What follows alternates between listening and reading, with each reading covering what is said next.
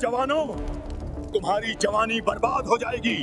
मेरे बुतों के आगे सजदा करो वरना मारे जाओगे। हम सिर्फ अल्लाह को मानते हैं, आप हमारी जान ले लें फिर भी हम शिर्क नहीं करेंगे। यह वाकया है तौहीद के अलंबरदार नौजवानों का, जिन्होंने एक पूरी सल्तनत के जुल्म के आगे अपना ईमान साबित कर दिखाया। कुरान ने उन्हें कुदरत की अजीब तरीन निशानी कहा। क्या तुमने समझा कि असहाबे काफ और रकीम हमारी बहुत अजीब निशानियों में से थे? हजरत ईसा अलैहिस्सलाम तकरीबन 250 साल बाद रूमी सल्तनत में एक सख्त दिल, बेरहम और बुत परस्त बादशाह दकियानूस तख्त पर बैठा। उसने तख्त पर बैठते ही एक हुक्म जारी किया, सल्तनत का हर शहरी बुतों के सामने झुके और कुर्बानी दे, और जो ऐसा करने से इनकार करेगा उसे सख्त तरीन और भयानक सजा दी जाएगी। रूमी सल्तनत उस वक्त बुत परस्ती में गर्क थी। उनके माबदों में वीनस, मार्स, जुपिटर जैसे देवताओं को पूजा जाता था। फलस्तीन, शाम और तुर्की के कई इलाके रूमी कब्जे में थे। यह पस मंजर इस तारीख वाक्य को समझने के लिए बुनियादी तस्वुर फराहम करता है, जहां से असहाबे काफ की कहानी शुरू होती है।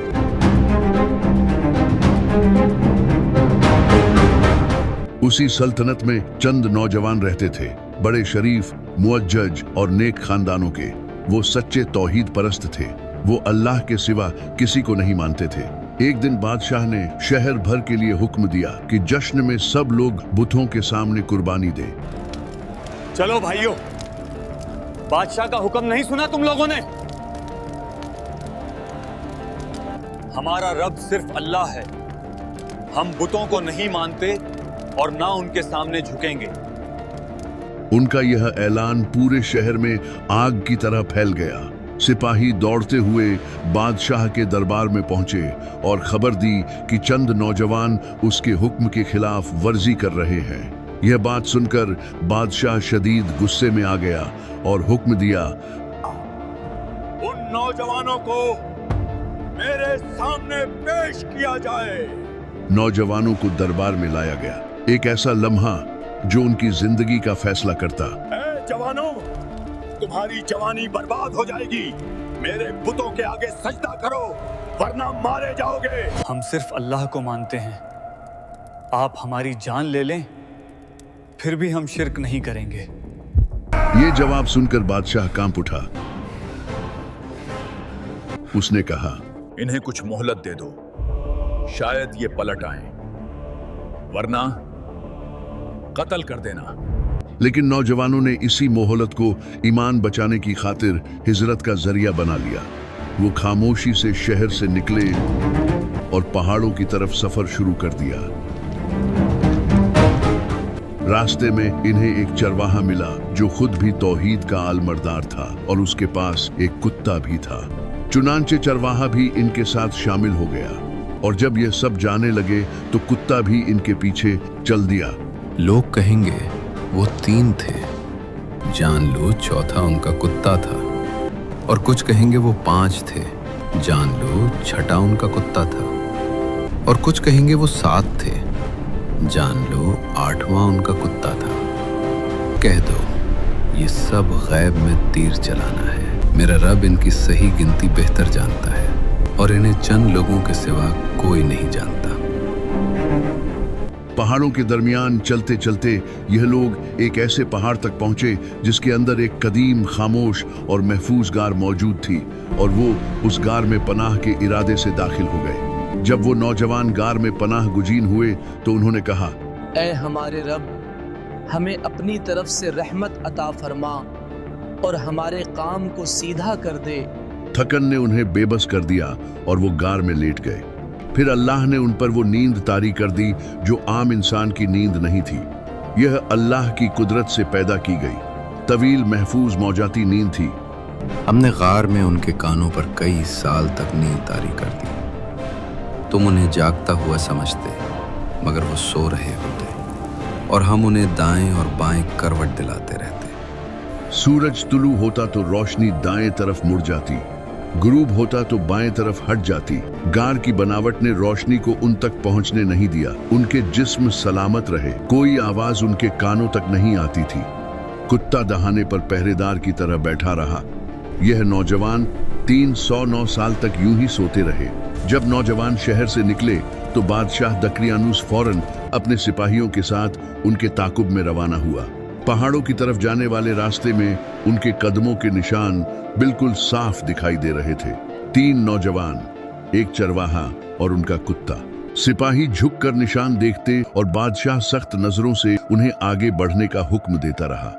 बस करो बेवकूफो, निशानात का पीछा करो, जल्दी। आखिरकार ये तमाम निशानात एक सुनसान खामोश गाड़ तक ले आए। बादशाह सलामत। यहाँ से निशानात अंदर जा रहे हैं, लेकिन वापस आने का कोई निशान मौजूद नहीं। बादशाह ने फैसला किया, चाहे यह नौजवान जिंदा हो या मर चुके हो, उनका वजूद इस सल्तनत के लिए खतरा है। लिहाजा उन्हें इसी गार में कैद रहना चाहिए, हमेशा के लिए। कार का दरवाजा पत्थरों से बंद कर दो, ताकि ना ये निकल सके, ना उनका फितना शहर तक पहुंचे। जी बादशाह सलामत।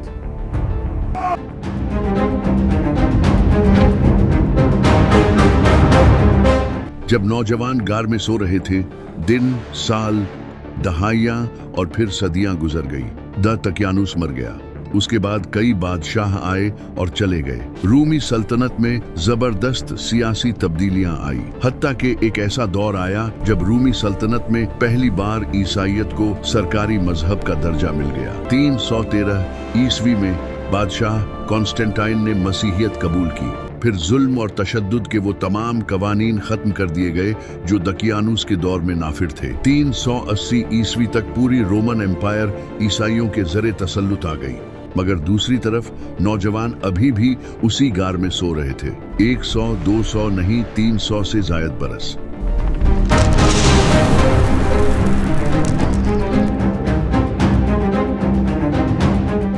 सौ 80 ईस्वी के बाद एक ऐसा दौर आया जब बादशाह थियोडोसिस हुक्मरान था। यह बादशाह नरम दिल और इंसाफ पसंद था, मगर उसके दौर में एक मसला पैदा हुआ। लोगों में यह वसवसा पैदा होने लगा कि मरने के बाद जिंदगी कैसे मुमकिन है। लोग कहते हैं कि मरने के बाद दोबारा जिंदगी मुमकिन नहीं। अल्लाह तो खादिर है, हर चीज पर काबू रखने वाला। लोग कहते हैं कि कोई निशानी चाहिए। ईसाई दुनिया में इस मौजू पर बहस फैल गई। बादशाह सख्त परेशान था। वो अल्लाह से दुआ करता था, ऐ खुदा, मेरे लोगों के दिलों से ये शक दूर कर दे। ऐ परवरदिगार, कोई निशानी जाहिर कर दे।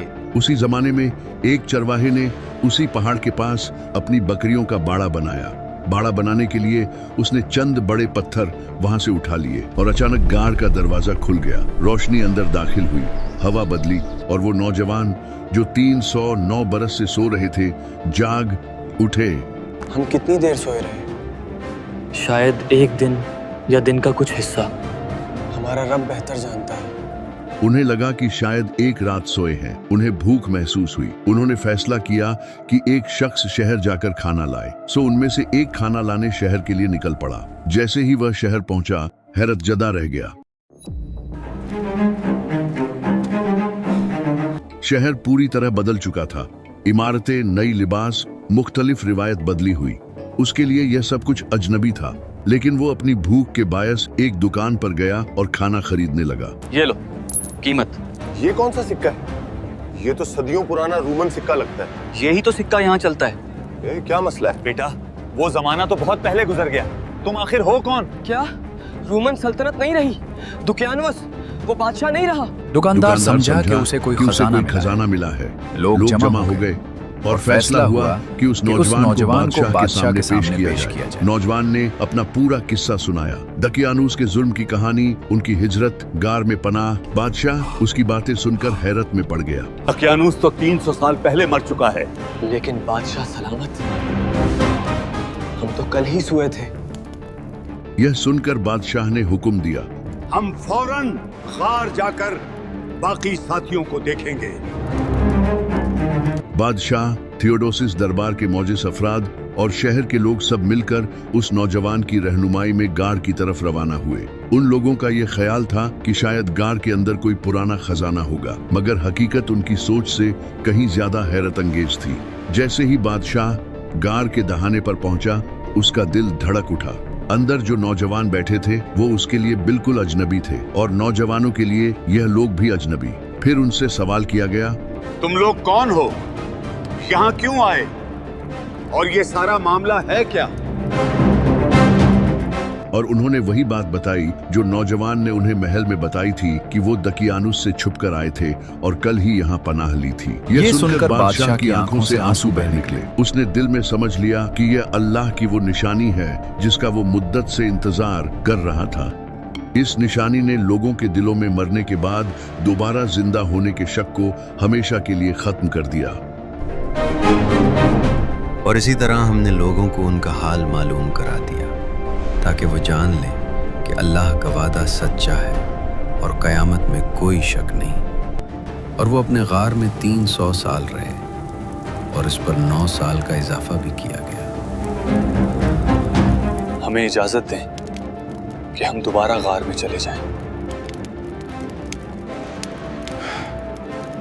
बादशाह ने नम आंखों के साथ इजाजत दी।